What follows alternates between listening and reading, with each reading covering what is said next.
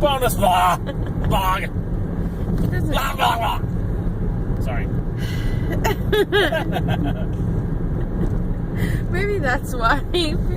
Like if it's a couple, yeah, daily vlogging. The other one's like, oh, will you just stop? Shut your face, you annoying crap. And the other one's like, oh no, but this is great. No. Yeah. See, this is why you need something. I was like, hey, what do you want to talk about though? No, we'll just talk. Well, yeah, I mean, why bother thinking about it at all? Just talk. I guess. Blah, blah, blah.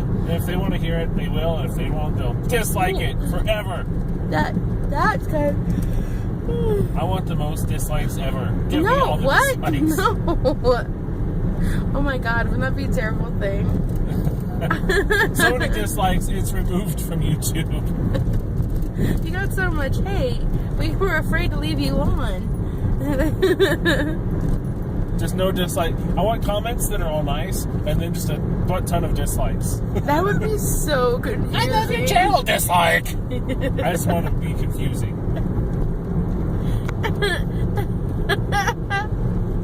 I wonder. I don't know. I wonder like that with the people who make YouTube videos for a living. Like, how directly do those dislikes affect their careers, you know? I want their wallet to jump out of their pocket and go, ah! You're such a dork. I don't know. Every time they get a dislike. Like, I want it to be... oh, goodness. I used to get a stake in their heart. No, I used to...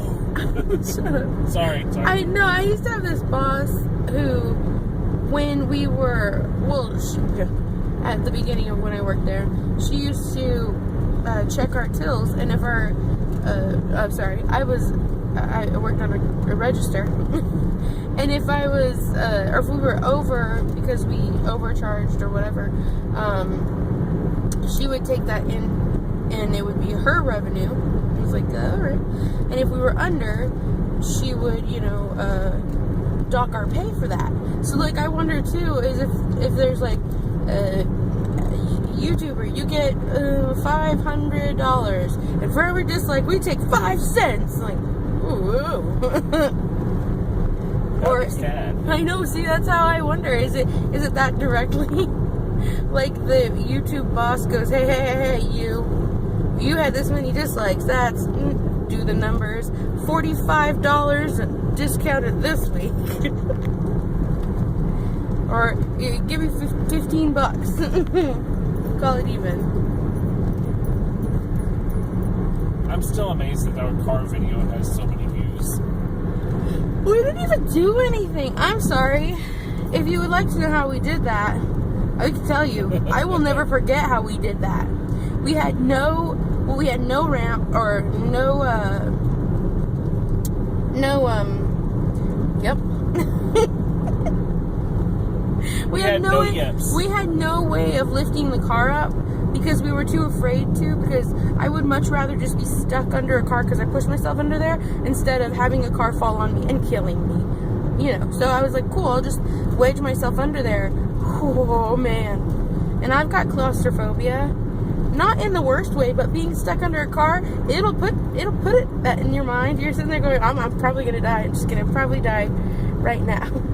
Did we have to go into the car to fix the van that time?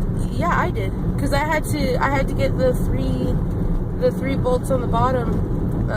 I had to screw them in. Yeah. Man, that was hard. I did it though, and I can explain how. Because we had a Kia, and it was broken like all the time. I learned how to fix a Kia, which is not like fixing a PT Cruiser. It was a Kia Sportage, and it was a piece of crap, and I'll never ever buy a Kia again because of that one car. No, to people who think they want to buy a Kia Sportage, you are incorrect. But this one's a little bit different in the way that I was not prepared for, but I was gonna fix that. And I like to put a time limit on my things that I do, because usually I have to do other things like cooking dinner, taking care of children and stuff. So I was like, I could fit this in my schedule, and I just had to get it done. So we were like, oh man. Andy's like, well, we could wait, and we could wait for, we could maybe like go and find a jack, that's the word. Or we could figure out a way. Oh wait, are we allowed to film this? No, we're gonna. No. Someone's just getting pulled over. Hi, dogs. Film dogs being nosy. Anyway, so yeah, someone got pulled over. Oops. But yeah, so I was like, no, I gotta get this done. I got dinner to make. I've got kids to watch. Let's do this. And that ended up a real mess for a little bit. Yeah, it took way long. Yeah, but like, and then you know what was really annoying is how bad our car was. Like, it would overheat so badly, and we couldn't tell why, because there was nothing, like none of our gauges, nothing said anything was wrong, except that it would just get hot for no reason, according to, you know. And so we took it to the shop, and the guy was like, well, we could fix it for $1,000. And I was like, well, now what's wrong with it? Yeah. Well, the fan's out. So I was like, cool, we'll just not do that. And they're like, well, you're never going to be able to drive it. And I was like, watch me. So we went and got the fan, and that thing, like, yeah, it was $200 or whatever. It cost us like $300 to fix the whole thing, and they said it would cost us over $1,000 for them to do it. Yeah. And that's why we were so excited to make that video. Yeah. Because we're like, in your face, stupid mechanics. Oh, you watch this. We did it. Yeah, I mean, it was not the easiest thing I've ever done on the car, but it was so worth it. we learned it from watching YouTube. We watched YouTube videos about some dude fixing the car, and all the people that were commenting were asking, hey, how did you fix your car? And I'm like, we watched YouTube. Why don't you look it up? Well, I mean, like, and the thing is that it's so weird that the fan is so easy. Well, it's hard to get to, I guess, really, but it's so easy to remove that you just take those five bolts off, and then you just, you know, wriggle it loose. I mean, you could go about taking out the radiator, but I was not into the idea of spilling all that antifreeze everywhere, because, you know, I have kids and stuff. Up until that point, for me, fixing a car was like this great mystery that, no, I can't do it, I'm not trained. And so for me, it was exciting to be able to do it yourself. And for me, I had been doing it for like 3 years already. It's like, the car's broken, well, let's figure out what the hell's wrong with it.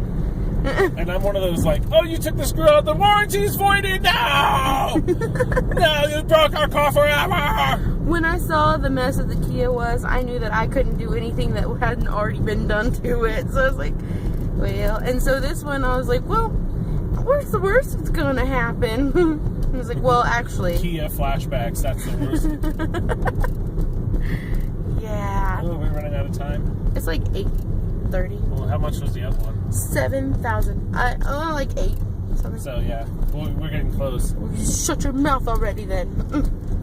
But yeah, so it wasn't that hard. You just take the fan off, and the really upsetting thing is our car was so overheating, and it was acting like it was the worst thing ever. One freaking blade was missing. I was like, here's something I don't understand. I get a car gets hot. I'm not stupid, but when you look at a fan, like a regular old fan that you have in your house, with one blade missing, it's not unusable. It still makes it pretty, you know, airy, because it doesn't make it cool. It just makes it airy in your house still. My house is so airy. It feels like there is air in here. But yeah, I was mad that this one blade was just the thing that was causing us so much stress. But then we fixed it and we turned it on and everything worked great, and it stayed working great, and that was amazing to us. Yeah.